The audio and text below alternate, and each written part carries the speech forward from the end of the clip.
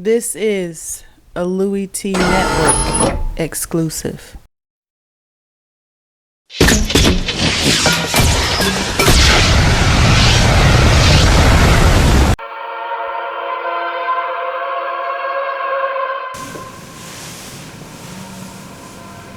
Hey, yo! Who else could have been me, Dorman, Louie Tee?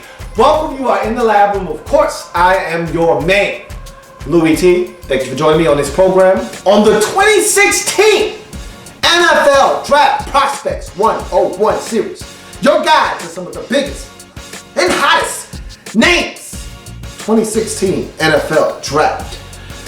We're talking cornerbacks, and we've knocked down some pretty notable names in this draft. Some you know, others you may not.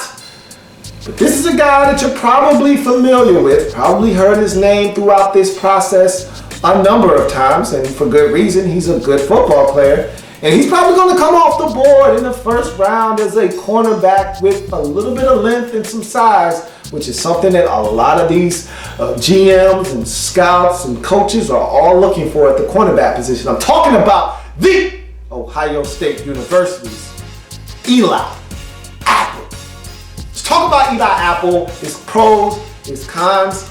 Then we're going to move on to the next player in the series. We start with his build. Great build as a pro for Eli Apple. 6'1", 200 pounds.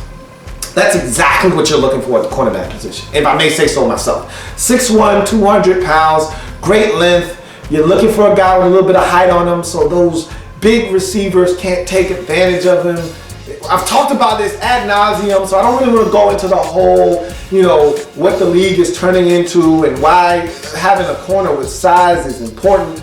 We know what the trend is in the league and what teams are trying to do offensively. A lot of back shoulder fades, a lot of guys aren't even running routes anymore for the most part with these big receivers. They're just throwing up back shoulder, up high. You get a big guy like Eli Apple across from those kind of receivers that don't run great routes, but they're just getting them in football. He'll be able to make a play on it and stop them from being able to do that on his side of the football field. Quality athlete. Is he the greatest athlete in the world? I'm not sure. I'm not saying he's not. I want to see it at the combine. I'm not sure if he has that great top-end speed to be able to run a guy down if he's not in the picture or if he's a step or two behind a receiver that's speedy. I'm not sure if he can get back in the play or not. But I have seen enough to know that this guy's a quality athlete. That's for sure. Very quick. And speaking of which, I'm talking about these next two pros and lump them in together when we get there. But he's a quality athlete and his feet are good. You see the quickness that he possesses. And the reason why I want to lump these next two pros together because it kind of lends itself as to why he's a quality athlete. He mirrors well. You're not going to mirror well if you're not a great athlete. If you're not a quality athlete, you can't mirror because the thing that makes the cornerback position so hard is that you don't know what the guy in front of you is going to do. You have to react to what they're doing. So you're in a reactionary position. You can't really know for sure. You can kind of trust your eyes. Maybe you watch some tape and there's some tells that you may be able to go off of. But if this guy's giving you all of this and then he decides to go inside, you got to take all of this and then you got to go inside with him. And if the quarterback decides to come your way with the football, you got to make a play on that football. And so he does a great job of mirroring what receivers are doing and staying with them step for step, stride for stride, hip to hip, making a play on the football, which lends itself to this next pro that goes along with that. Not a lot of wasted motion. So when you mirror a guy well, there can't be a lot of wasted motion because if you open up your hips the wrong way, if the guy at the line of scrimmage gives you a move and gives you a hard step outside and you open up your hips outside and then he goes right across you inside on a slant, once you open up here, you're done. Because even if you turn around this way or if you open up this way and then you try to come back, he's already got you. 2 steps this way, slants there, and now all you can do is try to make a tackle. So you don't get that with Eli Apple. He doesn't open up his hips too soon. He's not a guy that's going to flip his hips and be out of position.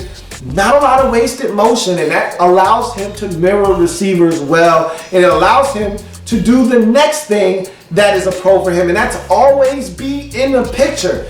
I didn't see a lot of plays where Eli Apple wasn't right there. Now, does he always make a play on the football? No, but he's always right there. And part of the problem with corners is they don't locate the football. But you always respect the guy that's right there, because you always can tell yourself, okay, look, he may have just got flagged for pass interference. He may have just got flagged for holding, but he was right there. If he could just find the football, if he could just be a little bit more cognizant of what's going on around him, he's right there. I always say, my saying is, he's in the picture, man. As long as my guy's in the picture, I feel like I got a shot. And Eli Apple is always in the picture. There wasn't one time where I'm like, damn, he got roasted on that play. Where's Eli Apple? Paging Mr. Apple. Paging Mr. Apple. He was always there. So I've never seen a play like with Vernon Hargraves III where J.U. Chesson beats him on a double move and like, who the hell is checking that dude? And then you see number one running into the pitcher late, 20 yards behind the entire play. You're like, wow, what happened to him? And then they show the replay and you're like, whoa. That never happened to Eli Apple. He's always where he's supposed to be. He's always in the picture. He's always within arm reach of the receiver. It's all about making a play for him, and we'll talk about that a little bit later on. He does a great job of keying quarterbacks' eyes. That's the next pro. I think in zone coverage, he's very comfortable, and he's a guy, smooth back pedal, eyes on the quarterback, you know, and we'll talk about that because sometimes he gets lost in the sauce with his eyes, but he does a great job of looking at where the quarterback wants to go with the football in zone coverage, has a good idea of where the receiver is sometimes in regards to staying to the deepest third of the field and being deeper than the deepest. He does a great job in cover three of not letting guys beat him deep. Now, he can get in trouble underneath. And so, speaking of which, let's go ahead and jump into the cons, because I think that's a perfect segue to his cons. He can be very nosy, and I just talked about him doing a great job of keying quarterback eyes, but this is something he has a problem with. He'll key quarterback's eyes, and sometimes he'll fall asleep watching the quarterback and the receiver, so he's backpedaling, keying quarterback's eyes in cover three, and the receiver will run a 12-yard route right at the sticks, and Eli Apple will back up to 16, and then realize, oh man, the receiver stopped at 12, football's delivered, he's too late, first down, move the sticks. Okay, he can fall asleep. Go watch the end of that Indiana game. They're on the road, they're fighting for their lives. Indiana driving with a backup quarterback. I think his name was Diamante, taking them down the field, and they got a 2nd and 18. You know, and they just had picked up a penalty on a holding.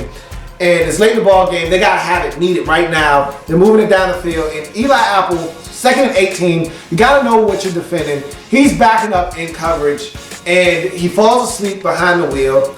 And the guy runs a route. Eli is keying quarterback. He loses sight of the receiver. Ball is delivered. They pick up like, let's call it 12 yards on that play. They got another play, and I might have my plays backwards. There's a play, I think, on the 2nd and 18. He's covering the receiver.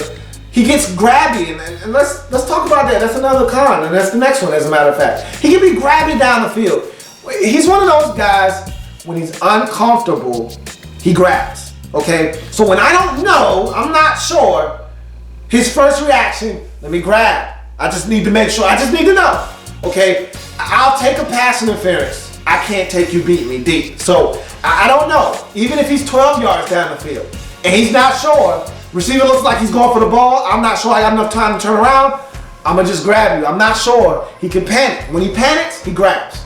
So he can be grabby down the field. 7 pass interference penalties last year and 4 holdings. That's a lot of penalties over the course of his career, excuse me. So, and we're talking about 2 years of play for the most part with Eli Apple. So, you know, he's a guy that can be pretty handsy, pretty grabby down the field. So you got to watch him in that regard. But let's go back to that game where the Indiana Hoosiers are driving down the field. And there's a 3-play sequence there late in the game that Eli Apple gives up in sequential order, right? In sequence, boom, boom, boom.